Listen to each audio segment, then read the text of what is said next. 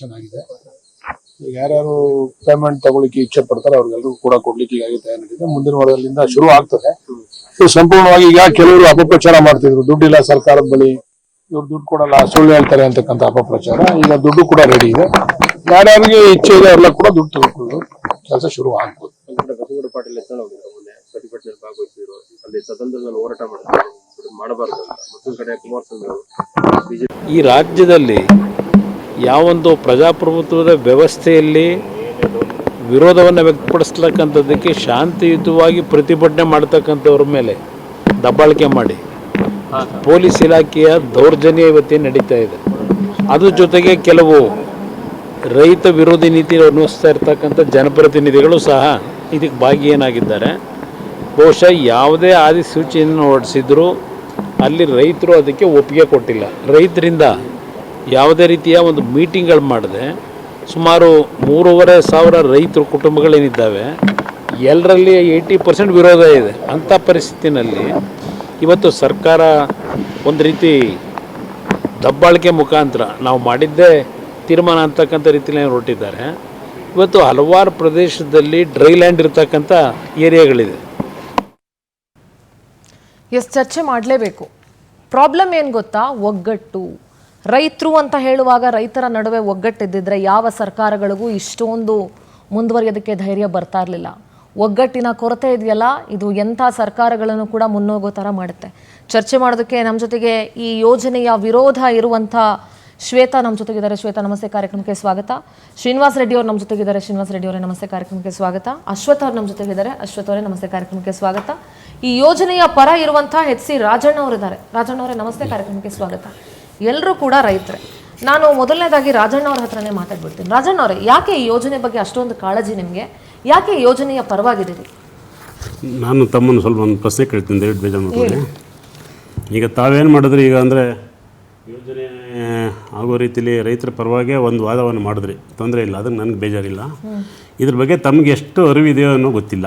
ತಮಗೆ ಯಾವ ರೀತಿಯಲ್ಲಿ ಪ್ರಶ್ನೆ ಕೇಳಿ. ನಾನು ಹೇಳ್ತಾ ಇರೋದು, ಈ ಪ್ರಾಜೆಕ್ಟ್ಗೆ ಯಾರೂ ರೈತರು ಕೂಡ ಯಾವುದೇ ರೈತರು ಯಾವುದೇ ಪ್ರಾಜೆಕ್ಟ್ನ ಅಕ್ವೈರ್ ಮಾಡಿ ಅಂತ ಯಾರೂ ಹೋಗಲ್ಲ. ರೈತರು ನಮ್ಮ ಬದುಕು ನಾವು ಮಾಡ್ತಾ ಇರ್ತೀವಿ. 2006-07 ಕುಮಾರಸ್ವಾಮಿ ಅವರು ಮುಖ್ಯಮಂತ್ರಿ ಆದಾಗ ಈ ಪ್ರಾಜೆಕ್ಟ್ ಅನೌನ್ಸ್ ಮಾಡಿದ್ರು. ಯಾವ ರೈತರನ್ನು ಕೇಳಿಲ್ಲ, ಅವರು ಯಾರನ್ನು ಕೇಳಿಲ್ಲ. ಈ ಪ್ರಾಜೆಕ್ಟ್ ಅನೌನ್ಸ್ ಮಾಡಿ ಅವರು 9,600 ಎಕರೆ ಹೊತ್ತು ಈ ಪ್ರಾಜೆಕ್ಟಲ್ಲಿ ಇದ್ದು ಅನೌನ್ಸ್ ಮಾಡಿದ್ರು. ಅದಕ್ಕೊಂದು ಹೋರಾಟ ನಡೀತು. ಅವತ್ತಿಗೆ ಒಂದು ಹೋರಾಟ ಅಷ್ಟೇ, ರೈತರದ್ದು ಹೋರಾಟ ನಡೆದಾಗ ಅದಷ್ಟೇ ಮ್ಯಾಟ್ರ್ ಮುಗೀತು. ಅದಾದಮೇಲೆ ಕುಮಾರಸ್ವಾಮಿ ಅವರು, ನಾವು ರೈತರು ಹೋರಾಟನೂ ಮಾಡಿಲ್ಲ, ಕುಮಾರಸ್ವಾಮಿ ಅವರು ಯಾರು ರೈತರನ್ನು ಕರೆದೂ ಇಲ್ಲ. ನೆಕ್ಸ್ಟ್ ಪ್ರೊಸೆಸ್ ಅವ್ರು ಸ್ಟಾರ್ಟ್ ಮಾಡಿದ್ರು. ಒಂದು ಕ್ಯಾಬಿನೆಟ್ ಮೀಟಿಂಗಲ್ಲಿ ಈ ಪ್ರಾಜೆಕ್ಟ್ನ ಅಪ್ರೂವಲ್ ಮಾಡಿಕೊಂಡ್ರು. ಜಿಯೋ ಆಯಿತು. ಜಿಯೋ ಆದಮೇಲೆ DLF ಕಂಪ್ನಿಗೆ ಅವ್ರು ಕೊಟ್ಟರು. ಅಡ್ವಾನ್ಸ್ 100 ಕೋಟಿ ಕೊಟ್ಟರು. ಆಮೇಲೆ ನಾನು 300 ಕೋಟಿ ಡೆಪಾಸಿಟ್ ಮಾಡಿದೆ. ನನ್ನ ಪ್ರಶ್ನೆಗೆ ಒಂದು ಉತ್ತರ ಕೊಡಿ. ಆ ಪ್ರಾಜೆಕ್ಟ್ ಇಂದ ಕುಮಾರಸ್ವಾಮಿ ಅವರು ಯಾಕೆ ಹಿಂದಕ್ಕೆ ಸರಿದ್ರು? ಯಾಕೆ ಅವಾಗ ಪ್ರಾಜೆಕ್ಟ್? ಒಂದು ನಿಮಿಷ, ಅದನ್ನೇ ಹೇಳ್ತೀನಿ ನಾನೀಗ. ಎಲ್ಲ ಇದೆ, ಪ್ರತಿಯೊಂದು ಗೌರ್ಮೆಂಟ್ ಆರ್ಡರ್ ಪೂರ್ತಿ ಇಲ್ಲಿದೆ. ನೀವು ನಾನು ಹೇಳ್ತಾ ಇರೋದು, ನೀವು ವಾಸ್ತವಾಂಶನ ಅರಿಬೇಕು. ನಾನು ಹೇಳ್ತಾ ಇರೋದು ರೈತರಿಗೆ ಸಪೋರ್ಟ್ ಮಾಡಿ. ನಿಮಗೆ ಸ್ಪಷ್ಟಪಡಿಸ್ತೀನಿ, ವಾಸ್ತವಾಂಶ ಅರ್ಥಕೊಳ್ಳದೆ ಬಹುಶಃ ನಾನು ಇಲ್ಲಿ ಕೂತ್ಕೊಂಡಿಲ್ಲ. ಈಗ ಅದಕ್ಕೆ ನಾನು ಹೇಳ್ತೀನಿ, ನಾನು ನನ್ನ ಅನಿಸಿಕೆ ಹೇಳ್ತೀನಿ. ನಿಮ್ಮ ಅನಿಸಿಕೆ ಹೇಳೋದಕ್ಕೆ ನಿಮಗೆ ಅವಕಾಶ ಇಲ್ಲ. ನಾನೀಗ ಆಮೇಲೆ ನೀವು ಮುಂದುವರೆದು ನೀವು ಹೇಳಿ ಆಯ್ತಲ್ವಾ. 2007 100 ಕೋಟಿ ಅಡ್ವಾನ್ಸು, 300 ಕೋಟಿ ಡೆಪಾಸಿಟ್. 400 ಕೋಟಿನ ಅವರು ದುಡ್ಡು ತಗೊಂಡ್ರು ಈ ಪ್ರಾಜೆಕ್ಟ್ಗೆ. ಯಾರು ಅನುಮತಿ ತಗೊಂಡ್ರು? ಯಾರನ್ನು ಕೇಳಿದ್ರು? DLF ಕಂಪ್ನಿ ಯಾವುದು? ಯಾರು ರೈತರನ್ನ ಕೇಳಿದ್ರಾ? ಯಾರು ರೈತರ ಪ್ರೊಟೆಸ್ಟ್ ಮಾಡಿದ್ರಾ? ನಂತರ ನೀವು ಪ್ರಾಜೆಕ್ಟ್ನ ಏನಕ್ಕೆ ಕೈ ಬಿಟ್ರಿ? ಏನಕ್ಕೆ ಮಾಡಿದ್ರಿ? ಯಾರು ರೈತರು ಹೋಗಿದ್ರಾ? ಅವತ್ತು ನಿಮ್ಮ ಹತ್ರ ಕುರಿದನ ಇರಲ್ಲ. ಇನ್ನೂ ಅದ್ಭುತವಾಗಿದೆ ವ್ಯವಸಾಯ, ಅದ್ಭುತವಾದ ವ್ಯವಸಾಯ ನಮ್ಮಲ್ಲಿ. ಕುರಿದನ ಎಲ್ಲಾನು ವ್ಯವಸಾಯ ಇತ್ತು, ಅವತ್ತಿರ್ಲಿಲ್ವಾ? ನಿಮ್ಗೆ ಯಾರು ಇದು ಪ್ರಾಜೆಕ್ಟ್ ಮಾಡಕ್ಕೆ ಹೇಳಿದ್ರು? ಅಲ್ಲರಿ, ಆ ಪ್ರಾಜೆಕ್ಟ್ ಯಾಕೆ ಕೈ ಬಿಟ್ರು? ಅದನ್ನ ಕೇಳ್ಬೇಕಾದ್ರೆ ಅದನ್ನ ಒಂದ್ ನಿಮಿಷ ನಾನು ಹೇಳ್ತೀನಿ. ಒಂದ್ ನಿಮಿಷ ಇರ್ರಿ, ಇಲ್ಲಿ ಮಧ್ಯ ಬಿಡ್ರಿ. ಈ ಸುಮ್ನೆ ಮಾತಾಡೋ ಅವಶ್ಯಕತೆ ಇಲ್ಲ ರೀ ಮೇಡಮ್ ಅವರೇ. ಫಸ್ಟ್ ಕಂಡೀಷನ್, ಕಿರ್ಚಾಡಂಗಿಲ್ಲ. ನಾನು ಕಿರ್ಚಾಡಕ್ಕೆ ನಿಮ್ಮನ್ನು ಕರ್ಸಿಲ್ಲ, ನಾನು ದಾಖಲಾತಿ ಇದ್ರೆ ಮಾತಾಡಿ. ನೀವು ಬರ್ಕೊಂಬರ್ ಹೇಳಬೇಡಿ. ನೀವು ಸರ್ಕಾರಿ ದಾಖಲಾತಿ ಇದ್ರಿ, ನೀವು ರೈತರು, ನಾನು ರೈತನೇ. ಇವತ್ತು ನೀವು ಮೆತ್ತಗ್ ಮಾತಾಡ್ಬೇಕು. ನೀವು ದಾಖಲೆ ಇಟ್ಕೊಂಡು ಕೂತಿದ್ದೀರಾ ಅಂತ ನೀವು ಬೇರೆಯವ್ರಿಗೆ ಜೋರ್ ಮಾಡಕ್ ಆಗಲ್ಲ. ದಾಖಲೆ ಇಟ್ಕೊಂಡು ಮಾತಾಡಿ, ಇಲ್ಲಾಂದ್ರೆ ಮಾತಾಡಬೇಡಿ ಅಂತ ನೀವು ಹೇಳಕ್ಕಾಗಲ್ಲ. ನಾವು ಅವ್ರನ್ನ ಮಾತಾಡಕ್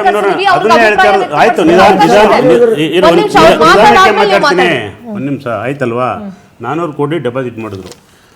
ಮಾಡಿದ್ಮೇಲೆ ಕುಮಾರಸ್ವಾಮಿ ಅವರು ಕೈ ಬಿಟ್ರು. ಏನಕ್ಕೆ ಬಿಟ್ರು ಅಂತ ನಮ್ಗೆ ಗೊತ್ತಿಲ್ಲ. ನಾನು ಅದೇ ನೀವ್ ಹೇಳ್ತಿದ್ದೀರಲ್ವಾ, ವಾಸ್ತವ ನಿಮಗ್ ಗೊತ್ತಿದ್ರೆ ಹೇಳಿ ಅಂತ. ಇವಾಗ ನಿಮಗ್ ಗೊತ್ತಿದ್ರೆ ಹೇಳಿ. ಕುಮಾರಸ್ವಾಮಿ ಅವರು ಪ್ರಾಜೆಕ್ಟ್ ನ ನೀವು ಸರ್ಕಾರದಲ್ಲಿ ಮಾಡವ್ರೆ, ಬಟ್ ಕೈ ಬಿಟ್ಟದಕ್ಕೆ ದಾಖಲಾತಿ ಕೈ ಬಿಟ್ರು, ಪ್ರಾಜೆಕ್ಟ್ ಕೈ ಬಿಟ್ಟಿಲ್ಲ ಅವರು. ಹೇಳ್ತೀನಿ ಅದು ಗೊತ್ತಾರೆ, ನಾನು ಹೇಳ್ತೀನಿ. ಇರ್ರಿ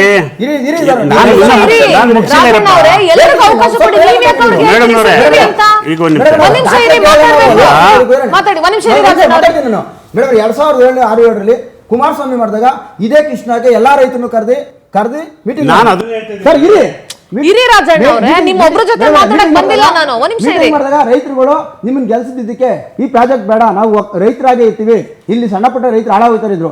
ಇದೇ ರಾಜಣ್ಣ ಅವರ ಆದಿಯಾಗಿ, ಎಂ ಬಿ ಪಾಟೀಲ್ ಆದಿಯಾಗಿ, ಇದೇ ಡಿ ಕೆ ಶಿವಕುಮಾರ್ ಆದಿಯಾಗಿ ಇಡೀ ಕಾಂಗ್ರೆಸ್ ಟೀಮ್ ಬಂದು ಸದನ ಸಮಿತಿ ಮಾಡಿ, ಎಲ್ಲಿ ಬೇಕೋ ಎಲ್ಲ ಸದನ ಸಮಿತಿ ಮಾಡಿ ಕೋರ್ಟ್ ಹೋಯ್ತು.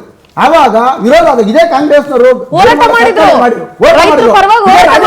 ಮಾಡಿ ಇವತ್ತು ಯಾಕಿದ್ರು ಪರವಾರಗದೆ ಅಂತ ನಮಗೆ ಸ್ಪಷ್ಟನೆ ಕೊಡಬೇಕು, ಸ್ಪಷ್ಟೀಕರಣ ಕೊಡಬೇಕು. ಮೇಡಮ್, ನೀವು ಮಾತಾಡಿ. ಒಂದು ವಿಷಯ, ಬಹಳ ಗಂಭೀರವಾದ ವಿಷಯ ಇದು, ನೀವು ತಿಳ್ಕೋಬೇಕು.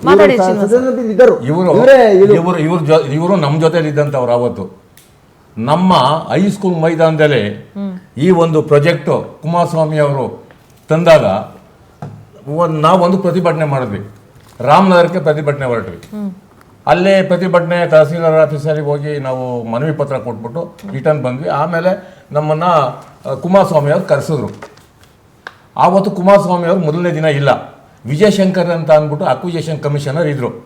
ಅವ್ರು ಏನು ಮಾಡಿದ್ರು ಅಂತ ಅಂದರೆ, ನಾವು ಮೊದಲನೇ ಪಾಯಿಂಟ್ ಏನು ಕೇಳಿದೆ ನಾನು, ರೇ ನಿಮ್ಮ ರೇಟ್ ಬೋರ್ಡ್ ಏನ್ರಿ ಮೊದಲೇ ಹೇಳ್ರಿ ಆಮೇಲೆ ಮಾತಾಡೋಣ ಅಂತ ಹೇಳಿದೆ. ರೇಟ್ ಬೋರ್ಡ್ ಇವಾಗಿಲ್ಲ, ನೀವು ಒಪಿನಿಯನ್ ಕೊಟ್ಬಿಟ್ರೆ ಆಮೇಲೆ ರೇಟ್ ಬೋರ್ಡ್ ಬಗ್ಗೆ ಮಾತಾಡೋಣ ಅಂತ. ಇಲ್ಲ ಹಂಗಾಗೋದಿಲ್ಲ ಅಂತ ಹೇಳಿದ್ರೆ ಸ್ವಲ್ಪ ನಮಗೂ ಅವ್ರಿಗೂ ವಾಕ್ ಸಮರ ಬೀಳ್ತು. ಅವಾಗ ನಾವು ಎದ್ದು ಬಂದ್ಬಿಟ್ಟು, ಈ ಎಚ್ ಡಿ ಲಿಂಗಪ್ಪನವರು ಅಂತ ಇದ್ರು ಪ್ರಧಾನರು, ಅವರು ಇವರು ಎಲ್ಲ ನಾವೆಲ್ಲ ಜೊತೆಲಿದ್ದಂಥವ್ರು. ಆಮೇಲೆ ನೆಕ್ಸ್ಟ್ ತಿರ್ಗಾ ಮಾನ್ಯ ಕರೆದಾಗ ನಾವು ಈ ಅಕ್ವಿಜೇಷನ್ ಬಗ್ಗೆ ಮಾತಾಡ್ತಾ ಇದ್ದ ಒಂದು ರೀತಿಯಲ್ಲಿ ಕುಮಾರಸ್ವಾಮಿ ಅವರು ಬಂದು ಕುಮಾರಸ್ವಾಮಿ ಅವರು ಈ ಅಕ್ವಿಜೇಷನ್ ಮಾಡ್ಕೋತೀವಪ್ಪ ಭೂಮಿ, ನೀವೆಲ್ಲ ಒಪಿನಿಯನ್ ಕೊಡಿ, ಏನು ತೊಂದರೆ ಇಲ್ಲ. ಆವತ್ತು 6 ಲಕ್ಷ ರೂಪಾಯಿ ಒಂದು ಎಕರೆಗೆ, 6 ಲಕ್ಷ ಅಂತ 10ರಿಂದ 12 ಲಕ್ಷನ ಎಷ್ಟೋ ಕೊಡ್ತೀವಿ ಅಂತ ಹೇಳಿದ್ರು. ನಾವು ಒಪ್ಪಲಿಲ್ಲ. ಆವಾಗ ಬಂದ್ಬಿಟ್ವಿ, ಭಾಗ ಆಯಿತು ನಮ್ಮ ಫಲವತ್ತಾದ ಭೂಮಿಗಳು ನಾವು ಆ ರೇಟ್ ಕೊಡೋದಿಲ್ಲ ಅಂತ ಹೇಳಿ. ಆಮೇಲೆ ನಾವು ಅಂದಿವೇ ಬರುವಾಗ ಮೈಸೂರು ಸರ್ಕಲ್ನಲ್ಲಿ ನಮ್ಮ ಕಾರ್ನೇ ಬರ್ತಾ ಇದ್ದವು. ಅವಾಗ ಇವರು ಜೊತೆಯಲ್ಲೇ ಇದ್ದರು. ಫೋನ್ ಮಾಡಿ ತಿರ್ಗಾ ಬನ್ನಿ ನಮ್ಮ ಹತ್ರಕ್ಕೆ ಮಾತಾಡೋಣ ಅಂತ ಅಂದರು ಕುಮಾರಸ್ವಾಮಿ ಅವರು. ನಾವಿಲ್ಲ, ಬರೋದಿಲ್ಲ, ರೈತರು ನಮ್ಮನ್ನು ತಪ್ಪರ್ಥ ತಿಳ್ಕೊತಾರೆ, ನಾವೇ ಬಂದಾಗ ರೈತರ ಜೊತೆ ಇನ್ನೊಂದು ದಿವಸ ಬರ್ತೀವಿ.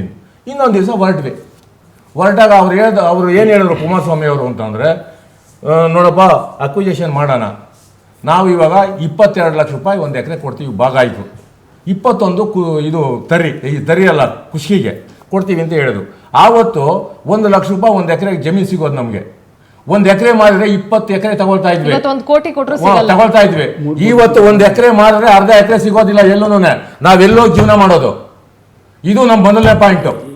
ಒಂದ್ ನಿಮಿಷ ಮಾತಾಡ್ತೀನಿ ಶ್ರೀನಿವಾಸ್. ಆಮೇಲೆ ಅಲ್ಲೇನಾಗ್ಬಿಡ್ತು ಹೇಳ್ತೀನಿ. ಒಂದು 3-4 ಜನ ಲೇಡೀಸ್ ಬಂದಿದ್ರು ನಮ್ಮ ಜೊತೆಯಲ್ಲಿ. ಒಬ್ಬ ಅಮ್ಮ ಕುಮಾರಸ್ವಾಮಿ ಅವ್ರಿಗೆ ನಮ್ಮ ಮಕ್ಕಳು ಜೀವನ ಮಾಡೋಕ್ಕಾಗಲ್ಲ,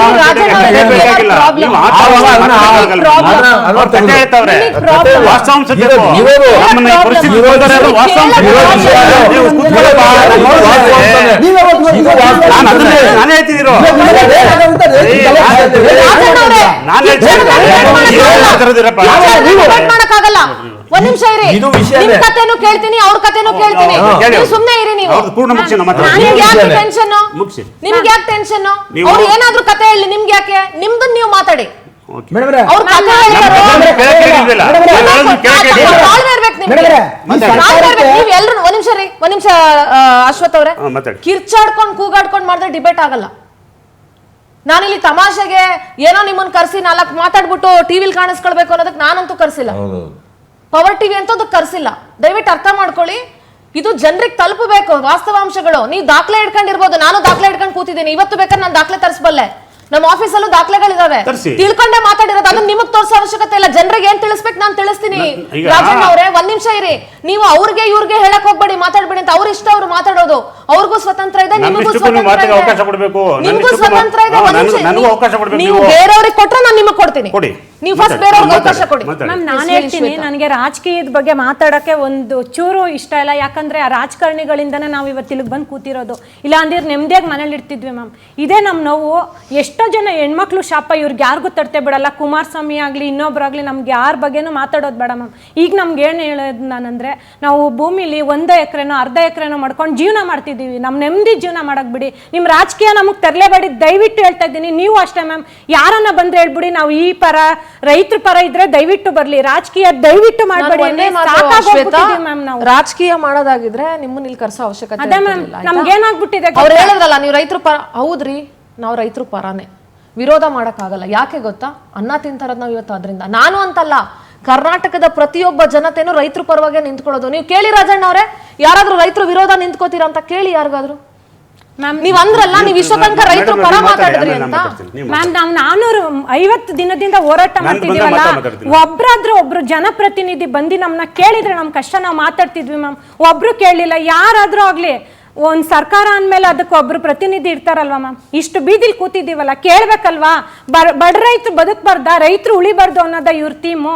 ರೈತರೇ ಅಲ್ಲ, ಕೃಷಿ ಭೂಮಿನೇ ಅಲ್ಲ, ಫಲವತ್ತತೆ ಮತ್ತೆ ಎಲ್ಲ ತೋರಿಸಿದೀವಲ್ಲ, ಹೋರಾಟ ಮಾಡ್ತಿದ್ದೀವಿ, ನಮ್ಮ ಭೂಮಿ ತೋರಿಸಿದ್ದೀವಿ, ಎಲ್ಲ ಮಾಡಿದ್ದೀವಿ. 2006 ಯಾರೋ ತಂದ್ರಂತೆ, ಇವಾಗ ಇದನ್ನ ಮಾಡ್ತಾರಂತೆ. ನಾವೆಲ್ಲ ಹೋಗೋಣ? ನಾವೇನು ಅನ್ಯಾಯ ಮಾಡಿದ್ದೀವಿ? ಯಾರಿಗೆ ಮಾಡಿದ್ದೀವಿ ನಾವು? ಇವ್ರಿಗೆ ಮಾಡಿದ್ದೀವ, ಅವ್ರಿಗೆ ಮಾಡಿದ್ದೀವ? ನಮ್ಮ ಪಣ್ಣು ನಾವು ಬದುಕಾಕ್ಬಿಡಿ, ಕೊಡೋರು ಕೊಟ್ಕೊಳ್ಳಿ ಮ್ಯಾಮ್. ನಮ್ಗೆ ಇದಕ್ಕೆ ವಿರೋಧ ಇಲ್ಲ. ನಾವು ಹೇಳ್ತಿರೋದು ಇಷ್ಟೇ, ನಮ್ಮ ಭೂಮಿ ನಾವು ಬಿಡಲ್ಲ. ನಾವು ಬಡ ರೈತರು, ನಾವು 1 ಎಕರೆ ಅರ್ಧ ಎಕರೆ ಇಟ್ಕೊಂಡು ಜೀವನ ಮಾಡಿ ರೇಷ್ಮೆ ಬೆಳಿತೀವಿ, ಹಾಲು ಕರಿತೀವಿ. ನಾವೆಲ್ಲ ಹೋಗ್ಬೇಕು? ಇವ್ರೇನೋ ಮಾಡ್ಬಿಟ್ರು ಅವ್ರವ್ರ ಆಸ್ತಿಗೆ ಅವ್ರು ಮಾಡ್ಕೊಳ್ಳಿ ಮ್ಯಾಮ್. ನಮ್ಮ ಆಸ್ತಿಗೆ ಇವ್ರು ಯಾರು ಮ್ಯಾಮ್ ಹೊಣೆ ಮಾಡಕ್? ನಾನು ಕೇಳ್ತಾ ಇರೋದು, ನಮ್ಮನ್ನ ರಾಜಕೀಯಕ್ಕೆ ತರಬೇಡಿ, ನಮ್ಮನ್ನ ನೆಮ್ಮದಿಯಾಗಿ ಇರಕ್ ಬಿಟ್ಬಿಡಿ. ನಾವು ಬೀದಿಲಿ ಇಟ್ಟಾಡ್ತಾ ಇದ್ದೀವಿ, ಯಾರು ಕೇಳ್ತಿಲ್ಲ.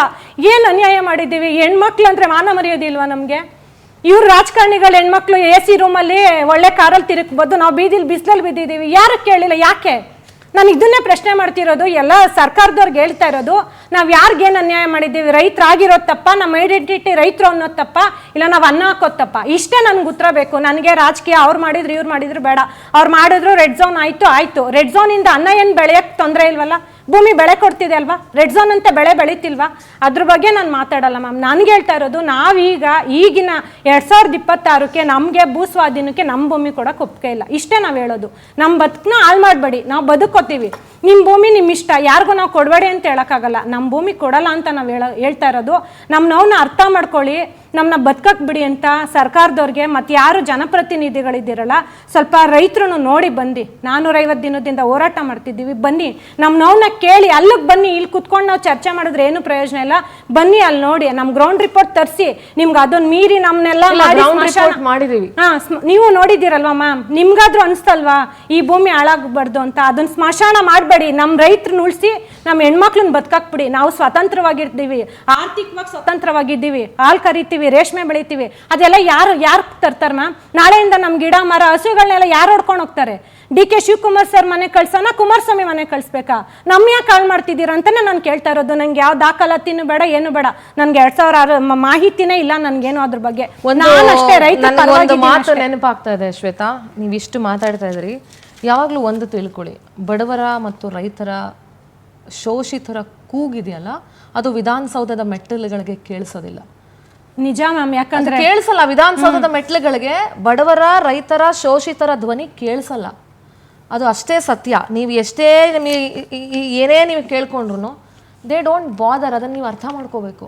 ಯಾಕೆ ಗೊತ್ತಾ, ನಿಮ್ಮ ಒಳಗಿರೋರೇ ಎಷ್ಟೋ ಜನ ಅವ್ರ ಜೊತೆ ಸೇರ್ಕೊಂಡಿರುವಾಗ ನೀವುಗಳು ಏನು ಮಾಡೋಕ್ಕಾಗಲ್ಲ. ಒಗ್ಗಟ್ಟು ಅದೇ ಮುಖ್ಯ ಆಗುತ್ತೆ. ಯಾವುದೇ ಒಂದು ಕುಟುಂಬದಲ್ಲಿ ಒಗ್ಗಟ್ಟಿದ್ರೆ ಪಕ್ಕದ ಮನೆಯವ್ರು ಯಾರೂ ಬಂದು ನಮ್ಮ ಕುಟುಂಬನ ಅಲ್ಲಾಡ್ಸೋಕ್ಕಾಗಲ್ಲ. ನಮ್ಮ ಮನೆ ಒಳಗೆ ನಮ್ಗೆ ಒಗ್ಗಟ್ಟಿಲ್ಲ ಅಂತಂದ್ರೆ ಏನು ಮಾಡೋಕ್ಕಾಗುತ್ತೆ? ಬೀದಿಲಿರೋರೆಲ್ಲ ಬಂದು ಮನೇಲಿ ಇರ್ತಾರೆ ಅವಾಗ.